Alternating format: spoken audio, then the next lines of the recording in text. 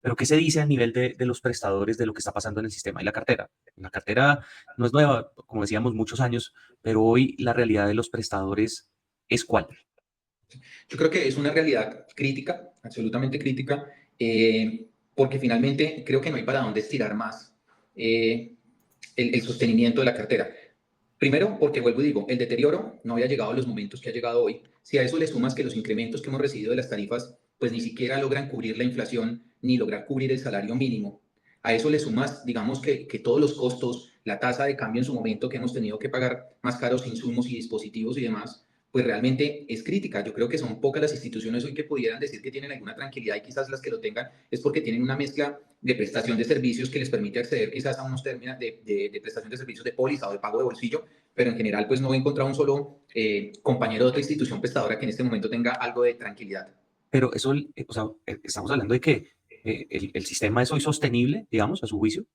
No, no, no lo es sostenible porque esto es un tema estructural, Ronnie. Esto es un tema estructural que quizás estamos llegando al fondo de lo que sabíamos que íbamos a llegar. O sea, de esto hemos venido hablando en los últimos 20 años, hemos afrontado muchas crisis, hemos intentado salir adelante, pero cada vez que se liquida una aseguradora se lleva por delante prestadores, genera pasivos laborales, cierres de instituciones, cierres de prestación de servicios y pacientes que mientras que sucede eso, dejaron de recibir y tener su acceso, que después van a llegar a aseguradoras, como le pasó a Sura, Compensalia Sanitas, completamente, digamos que descompensados y cuesta muchísimo más lograr estabilizarlos y algunos de ellos ya son irreversibles porque entraron a unas tecnologías que ya no les puedes cambiar de tratamiento. Entonces, eso hace todavía más crítica la situación. Siguen pasando muchas cosas en nuestro sistema de salud. Hay vientos de una nueva reforma consensuada, al parecer, entre gobierno y EPS, sin la participación de muchos actores importantes como los pacientes, la academia y los propios prestadores. En esta discusión de lo que pasa en el sistema de salud se han escuchado muchas voces, pero hay una que yo quiero presentarles hoy en este espacio de Saludable y es la de un prestador muy importante de nuestro país que tiene presencia en 24 ciudades y que atiende sobre todo a pacientes de alto costo, a pacientes de enfermedades crónicas. Su presidente es Álvaro Puerto, doctor Puerto, bienvenido a este espacio de Saludable. Muchas gracias por aceptar esta invitación, sabemos de su agenda y demás, pero es muy importante conocer la opinión de los prestadores de servicios de salud, que son quienes finalmente tienen a su cargo la atención de los pacientes. ¿Cómo le va, doctor Puerto? ¿Cómo ve un poco también, así para inaugurarlo de entrada, todo lo que ha pasado recientemente con nuestro sistema de salud? Ronnie, buenas tardes, muchísimas gracias por la invitación. Álvaro, está bien. Y bueno, digamos que es un momento de muchísima incertidumbre. Sumado a esa incertidumbre y nerviosismo, es un momento de muchísima iliquidez. Creo que nunca habíamos tenido un momento como en el que estamos. Seguramente lo hemos vivido varias instituciones de manera individual, pero creo que a nivel de el colectivo del sistema de salud, estamos en un momento muy crítico. Bueno, tratemos de desmenuzar o de aterrizar un poco esa afirmación, Álvaro. ¿Desde cuándo empezó este momento crítico? Sabemos que el tema, pues digamos, de financiación del sistema no es nuevo, pero ¿cuándo ya alcanzó niveles que lo tienen a usted, pues digamos, con esta casi que advertencia o este ultimátum, pues, frente a lo que puede pasar en la prestación? Sí. Bueno, digamos que bien como lo mencionas y seguramente ahorita podemos profundizar, no es un tema nuevo, es un tema permanente y quizás de los últimos 20 años y ahorita podemos hablar de las causas y los diferentes momentos. Pero si revisamos el año pasado, las aseguradoras perdieron cerca de 2.5 billones de pesos.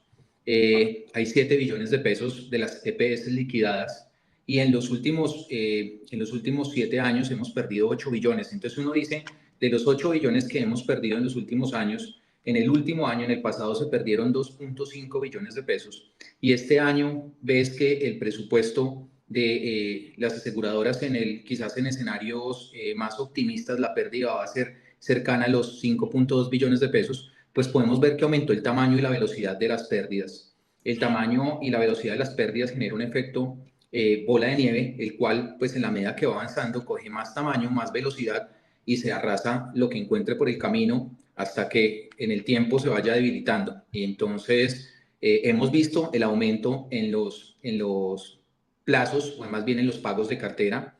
Hemos tenido meses como en febrero que en su momento y no por el interventor actual, pero sí por la administración que estuvo en ese periodo. Por ejemplo, no recibimos un solo pago de ellos. Hemos visto cómo la cartera se deteriora y ahora entonces está girando el 70, el 60, el 80% equivalente a lo que facturamos. Ya tenemos en algunos aseguradores carteras de 120, 140 días, pero nosotros podemos tener carteras de 180, 200 días y no solamente le puede pasar a una institución como la nuestra, le puede pasar realmente a la mayoría de instituciones. Creo que la advertencia de la Asociación de Clínicas y Hospitales, que ha monitoreado esto permanentemente, pues evidencia cómo han venido aumentando los tiempos, los aseguradores en especial con los que manejan una comunicación, digamos que muy directa y cordial para mi gusto con los prestadores como es Sura, Compensar y Sanitas, pues anunciaron que tenían que moverse 30 días en los plazos de pago y ellas digamos que son de las más juiciosas, quizás ahí no está el mayor problema, pero sí a esto le agregamos lo que decía Nueva EPS en su momento, siendo la más grande del país y le agregamos, por ejemplo, varias de las intervenidas, pues vamos a ver que la situación es cada vez más crítica y lo mismo pues hemos advertido desde los mismos prestadores en la ANDI, los operadores logísticos, farmacéuticos y demás. Bueno, analicemos un poco ese tema de las EPS intervenidas, que sin duda llama mucho la atención, ¿no? Porque es una fórmula que se aplicó a las dos EPS más grandes del país sin que haya sido exitosa en las más pequeñas. ¿Cuánto le deben hoy las EPS intervenidas o cómo está el tema de deuda de las EPS intervenidas con usted puntualmente? Y si efectivamente usted desde su posición de prestador cree que ha sido una buena solución a los problemas del aseguramiento. Sí, digamos que dentro de las EPS intervenidas y especialmente de las que más tiempo llevan, hablando del régimen subsidiado, como es el caso de eh, Asmed Salud en Sanar, pues hemos visto que en los últimos meses va disminuyendo el porcentaje del valor que nos giran. Entonces, en eso, digamos que muestra un deterioro. En el caso de las dos últimas EPS intervenidas, haciendo referencia a Sanitas y a 9PS, pues por el lado de 9PS, quiero decir que he estado sorprendido de manera grata, porque no solamente encontramos un interventor que se reunió y le dio la cara a todo el mundo, a los prestadores, a los pacientes, a los usuarios, a los operadores logísticos, sino que adicionalmente nos advirtió que íbamos a empezar a recibir los recursos desde el mes de abril y efectivamente llegó un correo electrónico por parte de la EPS informándonos que íbamos a recibir este pago y posteriormente apareció cargado en el ADRES. ¿Por qué menciono esto? Porque quizás de las cosas más difíciles es el no tener comunicación. Y veo hoy en 9PS, digamos que en este proceso de interventoría, veo que hay comunicación, veo que empiezan a transparentar la información y de esa manera pues usted sabe con qué cuenta y no tiene que esperar hasta el último día del mes para saber si le llegaron o no los recursos. En el caso de Sanitas es una organización que siempre se ha comportado bien y que en la intervención en el poco tiempo que lleva pues sigue fluyendo en nuestro caso los pagos como se hacía anteriormente. La diferencia está en que se han corrido más días como tal y que como le mencionaba en 9PS, pues fueron, el mes de enero no se recibió completo, en el mes de febrero no se recibió absolutamente nada y eso obviamente va aumentando los días y haciendo una situación más difícil. Y si uno se pone a pensar, Ronnie, en instituciones que quizás son mucho más pequeñas, que tenían menos posibilidades de acceder a créditos, pues seguramente lo están pasando todavía peor. He escuchado en las agremiaciones de las que hago parte, de instituciones que han tenido que cerrar servicios, de grupos de profesionales que se han retirado y donde muchos de ellos manifiestan que tienen recursos para mayo o para junio y no llegan sino hasta allí. Bueno, hablemos justamente de ese tema que usted me lo dio a conocer un poco al comienzo, pero ¿qué se dice a nivel de los prestadores de lo que está pasando en el sistema y la cartera? La cartera no es nueva, como decíamos, muchos años, pero hoy la realidad de los prestadores es cuál. Yo creo que es una realidad crítica, absolutamente crítica, porque finalmente creo que no hay para dónde estirar más eh, el sostenimiento de la cartera. Primero, porque vuelvo y digo, el deterioro no había llegado a los momentos que ha llegado hoy. Si a eso le sumas que los incrementos que hemos recibido de las tarifas, pues ni siquiera logran cubrir la inflación ni lograr cubrir el salario mínimo. A eso le sumas, digamos que todos los costos, la tasa de cambio en su momento que hemos tenido que pagar más caros insumos y dispositivos y demás, pues realmente es crítica. Yo creo que son pocas las instituciones hoy que pudieran decir que tienen alguna tranquilidad y quizás las que lo tengan es porque tienen una mezcla de prestación de servicios que les permite acceder quizás a unos términos de prestación de servicios de póliza o de pago de bolsillo, pero en general pues no he encontrado un solo compañero de otra institución prestadora que en este momento tenga algo de tranquilidad. Pero eso, o sea, estamos hablando de que el sistema es hoy sostenible, digamos, a su juicio. No, no, no lo es sostenible porque esto es un tema estructural, Ronnie. Esto es un tema estructural que quizás estamos llegando al fondo de lo que sabíamos que íbamos a llegar. O sea, de esto hemos venido hablando en los últimos 20 años, hemos afrontado muchas crisis, hemos intentado salir adelante, pero cada vez que se liquida una aseguradora se lleva por delante prestadores, genera pasivos laborales, cierres de instituciones, cierres de prestación de servicios y pacientes que mientras que sucede eso, dejaron de recibir y tener su acceso, que después van a llegar a aseguradoras, como le pasó a Sura, Compensarias Sanitas, completamente, digamos que descompensados, y cuesta muchísimo más lograr estabilizarlos, y algunos de ellos ya son irreversibles porque entraron a unas tecnologías que ya no les puedes cambiar de tratamiento. Entonces, eso hace todavía más crítica la situación. Álvaro, ¿usted cuánto lleva en el sector salud? 25 años. Y para usted esta es la peor crisis que ha visto en este tiempo. Sí, es la peor crisis, no solamente desde el punto de vista de liquidez, que es la más difícil, sino porque si tú eres responsable con una institución que diriges y sabes que tus clientes tienen patrimonios negativos y que son, cuando tú te consumes el 50% de tu patrimonio, técnicamente es una quiebra. Si tú revisas los patrimonios de tus clientes, pues puedes decir que de 20 clientes que tienes, técnicamente 18 están quebrados y no existe fuera de eso, digamos que un ambiente en el cual uno se pueda decir los medios para que se puedan capitalizar, porque cuando usted tiene una quiebra, pues no solamente arma un plan de reorganización, sino tiene que reforzar su estructura de balance y tiene que fortalecerse patrimonialmente como tal. Entonces, usted necesita cambiar la curva de desempeño, que en este caso no porque es deficitaria, o sea, se gasta más de lo que se recibe. Segundo, usted ya tiene unos patrimonios negativos donde no tiene cómo realmente cumplir con sus acreencias y tampoco existe el ambiente para poder capitalizar. Entonces, desde ese punto de vista, y si le sumas a la polarización en la que estamos como país y la incapacidad o imposibilidad de que nos sentemos a hacer un gran acuerdo nacional, pues sí es el peor momento en todo sentido. Bueno, esa afirmación es muy tremenda, Álvaro, porque a veces como que uno se niega a creer, ¿no? Como que un sistema que avanzaba entre problemas y demás, pues caiga tan precipitadamente a esta situación. Eso para las personas, para los pacientes, ¿en qué se traduce? Es decir, que una IPS tenga problemas de liquidez, que tenga deudas, ¿en qué se traduce? Porque al final, pues está la atención de que ustedes tienen que seguir prestando servicios de salud. Sí, pues digamos que uno de los problemas que tenemos en el sistema de salud es generalizar, sin embargo, negar en la crisis en la que estamos, pues sí es general. Entonces, ese es un punto importante. Digamos que hay instituciones que tenemos una estructura patrimonial un poco más fuerte, que hemos logrado acceder en su momento a unos créditos y de alguna manera logramos, digamos que hoy tener oxígeno posiblemente para dar una continuidad y lograr garantizar los servicios y demás. Sin embargo, esta no es la realidad de la mayoría de instituciones del país.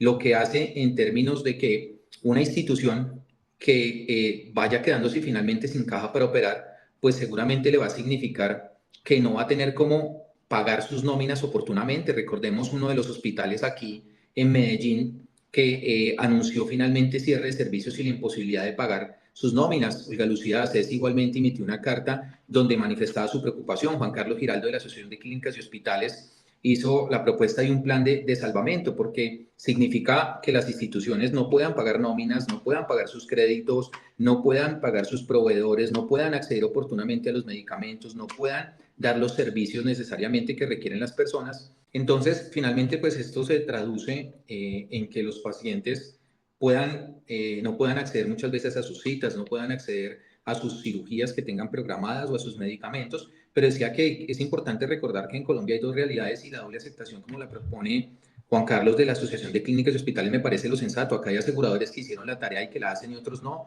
así como hay instituciones prestadoras que hacen la tarea y otras no, y así como hay pacientes que les ha ido bien en el sistema y otros no, y donde hay pacientes que también han abusado del sistema. Entonces, digamos que tenemos dos realidades y las dos hay que aceptarlas, pero lo que más preocupa es la polarización que tenemos para que exista un gran acuerdo nacional.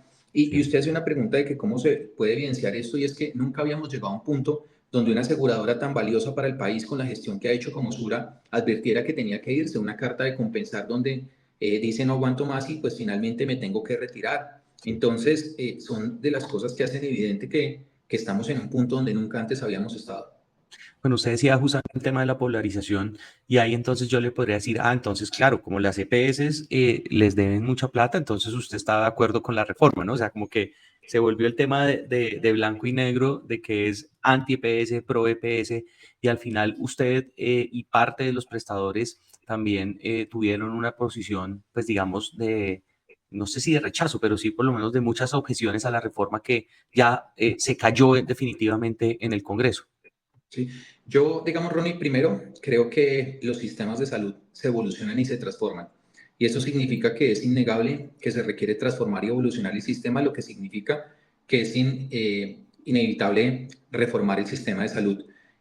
Soy una persona que se caracteriza por escuchar todas las orillas. Me gusta sentarme con los hospitales públicos, me gusta sentarme con los pacientes, me gustan los espacios que he logrado sentarme con el gobierno, con los aseguradores, con los prestadores, con profesionales de la salud, para escuchar sus realidades, porque cada uno tiene su verdad y la ha vivido, y es cierto lo que le ha pasado. No podemos negar que a un hospital público muchas veces no le pagan la cartera, no le dan una cita para atendernos, no le aumentan la tarifa, como es innegable también que a muchas instituciones nos ha ido bien. Entonces, quiero decir con esto que soy un hombre que le gusta construir puentes, por el contrario, le he dedicado quizás más de, no sé, quizás unas 10 12 horas de cada día de mi vida en este último año y medio a trabajar alrededor de la reforma, haciendo propuestas, buscando espacios, yendo a las audiencias, yendo al Congreso, sentándome con diferentes actores porque me gusta ayudar a construir. Entonces, no soy un opositor de que se reforme, por el contrario, creo que hay que reformar el sistema,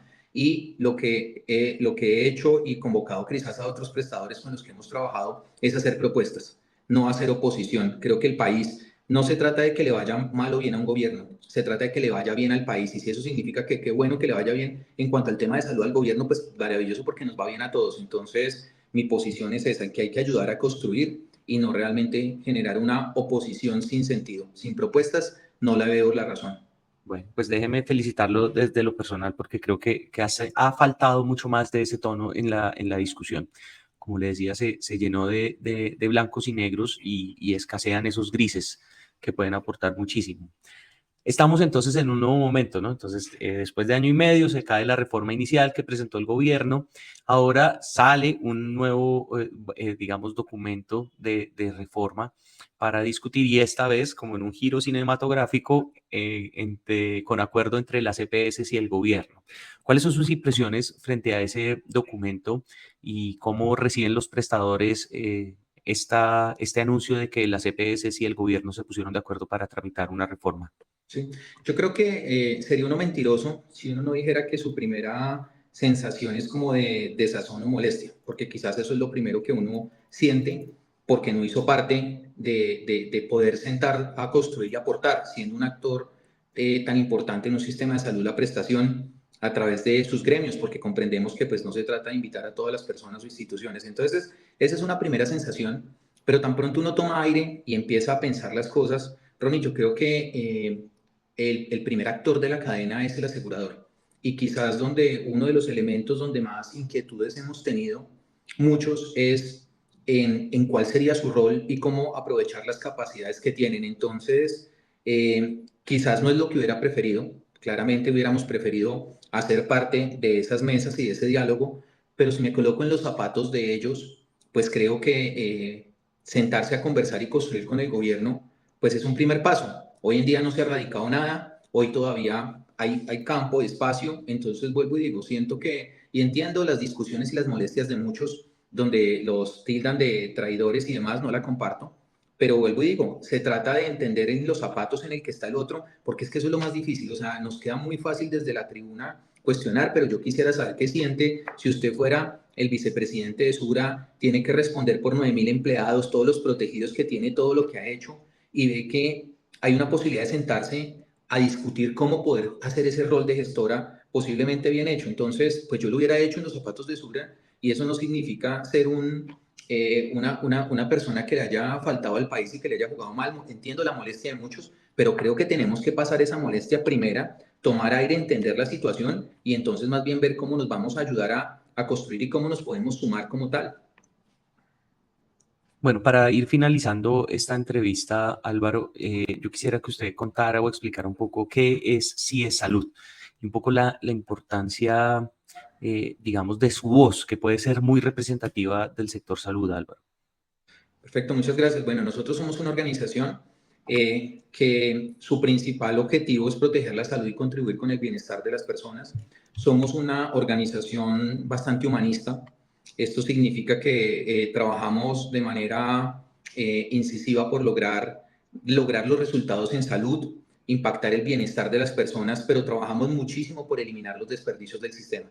El sistema tiene fragmentaciones y de alguna manera gestiones no integrales que generan desperdicios que llevan a utilizar las últimas tecnologías y que hace que sea más insostenible. Ahí trabajamos muy juiciosamente, nos concentramos en atender principalmente patologías crónicas complejas y de alto costo, donde están las enfermedades autoinmunes, donde está la enfermedad renal crónica en pacientes de no diálisis, o sea, trabajamos fuertemente para evitar que esos pacientes lleguen a diálisis como tal.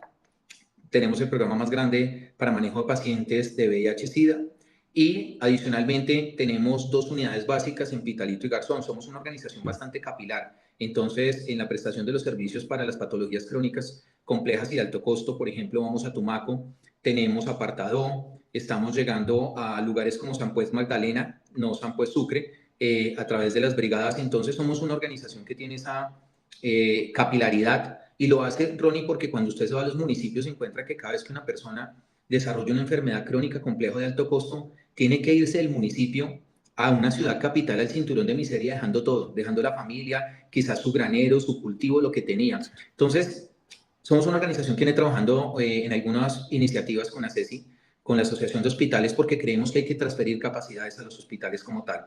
Eso en términos generales sí es Salud, una organización que tiene un programa de hace 8 años que se llama Cuidar al que Cuida, donde trabajamos en el bienestar físico, emocional y mental de nuestros colaboradores, como nos llamamos en la organización, porque aquí no se trata solamente de responder por el paciente y el usuario.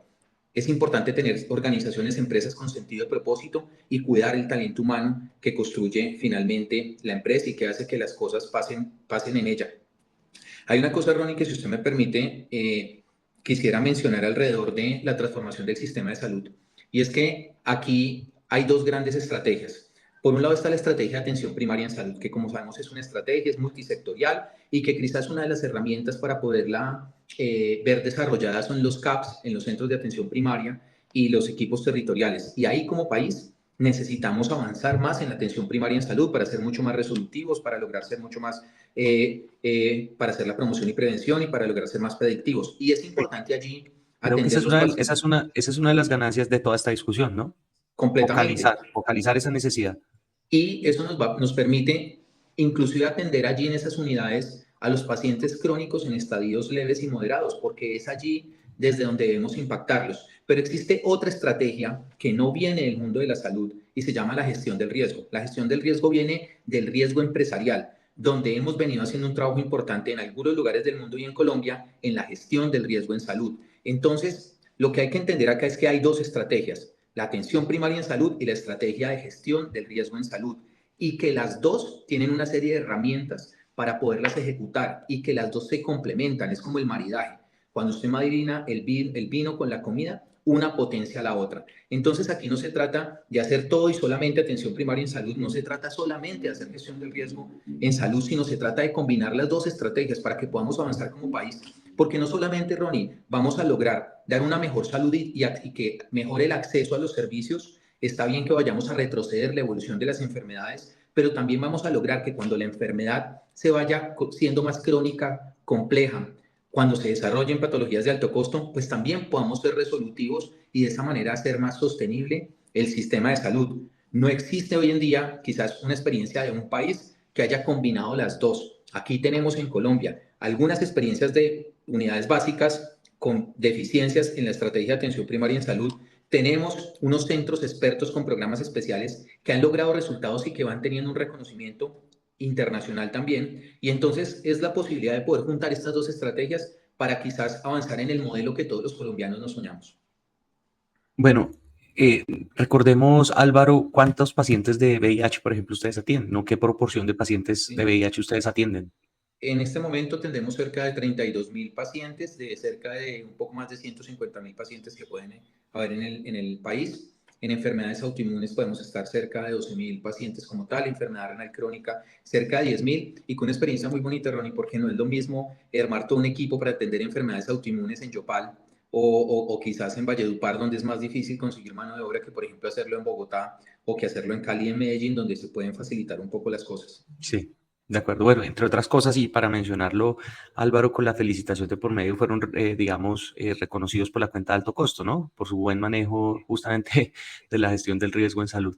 Sí, Ronnie, gracias, muchas gracias. Pues realmente, primero, el reconocimiento a los pacientes, porque finalmente son ellos los que cambian sus estilos de vida, se adhieren al tratamiento, van a los laboratorios clínicos. Entonces, pues ellos son realmente los primeros que merecen este reconocimiento. Y segundo, los profesionales que trabajan en la organización. Hoy en día hay un rol relevante de la psicóloga.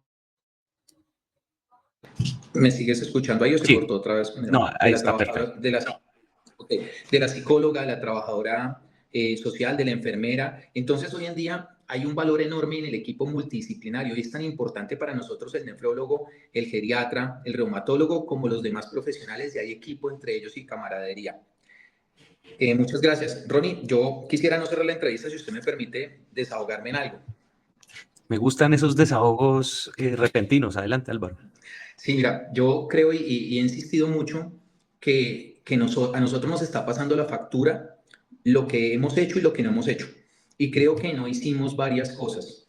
Creo que no abordamos de manera oportuna la fórmula y, digamos, los cálculos para la UPC. No colocamos de manera oportuna los controles en muchos de los aseguradores y prestadores. Y con esto quiero decir que hoy estamos recogiendo quizás la crisis de muchos años, no solamente de este, donde hay aseguradores que no hicieron la tarea, hay aseguradores que desviaron recursos y hay aseguradores que sí hicieron la tarea. Y entonces, el habernos quedado como en ese espacio que se nos volvió normal ver que intervinieran y liquidaran instituciones, no se colocaron los controles necesarios y hoy vemos cómo todos estos pacientes no atendidos terminaron en Subra, Sanitas, 9PS, Compensar, Salud Total, afectando completamente las estructuras y los programas y la gestión que ellos traían. Entonces, eso es una primera cosa que nos pasó la factura. No haber actuado de manera oportuna y permitirnos que dentro de los aseguradores que teníamos existieran personas, líderes que no tomaron las decisiones, que no atendieron los pacientes, que desperdiciaron recursos y que las que venían haciendo la tarea se sobrecargaran. Segundo, aquí hay personas que sacaron recursos, aquí hay personas que sacaron sus activos de las aseguradoras y hoy en día están sentados quizás en su casa viendo la discusión de todos los que nos quedamos a ver cómo vamos a salir adelante. Esto igualmente ha pasado claramente con prestadores. No puedo decir que no, ya ha pasado en toda la cadena, pero con esto quiero decir que también nos han faltado controles. Y en los prestadores nos puede pasar algo si no levantamos nuestra voz, pero si entre nosotros mismos no nos ayudamos. Y es que el día de mañana van a empezar entonces a destaparse en las cosas de prestadores que no hicieron las cosas bien hechas, que quizás desviaron recursos y entonces vamos a terminar pagando todos los prestadores esa factura. Con esto quiero decir que se nos tiene que volver costumbre que los recursos se manejen transparentemente, que se entienda que quienes están tomando decisiones en las instituciones prestadoras de servicios de salud son líderes y que ese líder depende que se atiendan o no los pacientes, que creen cultura en las empresas. Aquí no estamos tomando decisiones en función de bombombunes, sino de seres humanos. ¿Por qué un hospital le va bien y a otro mal? Por el que está gerenciando la institución. Pero aquí se nos vuelve normal. Entonces creo que tenemos que elevar los estándares, los controles, realmente denunciar los casos de corrupción, no sé a través de qué mecanismos, pero no nos podemos seguir permitiendo esto porque a todos nos toca. Aquí pareciera que uno no le va a tocar esto y tarde o temprano nos va a pasar la factura. Entonces, creo que es una invitación para que nos pongamos en la tarea primero de construir, de que nos sentemos a aportar, no peleemos más, no nos sirve. Esto es un diálogo, no es un diálogo, perdón, es una pelea estéril que no nos está llevando a ninguna parte. Necesitamos hacer ese gran acuerdo nacional, necesitamos los controles, necesitamos que se hagan las investigaciones y necesitamos que se hagan las inyecciones necesarias de liquidez para el sistema, porque de lo contrario, pues va a ser un año que le va a pasar la vida, le va a pasar la factura a muchos seres humanos. Pues muy buen desahogo. Creo que de nuevo un mensaje muy importante para estos tiempos. Álvaro, gracias por aceptar esta invitación. Este espacio es saludable, este espacio está bien, está abierto, por supuesto, para usted cuando quiera o tenga otros desahogos. La idea es un poco construir, contribuir, tener estas voces también para aportarle al debate de la salud en Colombia. Entonces, muchas gracias, Álvaro, por estar acá en Saludable. Muchísimas gracias, Ronnie, a ti por la invitación y a todas las personas que se conectaron para escucharnos. Muchas gracias y una feliz tarde. Bueno, gracias a todos. Los invitamos a primero suscribirse a este canal, a compartir este video y también dejar sus comentarios. Aquí vamos a seguir hablando del sistema de salud, de la salud pública, de medicina, de innovaciones médicas. Así que invitados a suscribirse. Muchas gracias por ver este episodio. Chao, chao.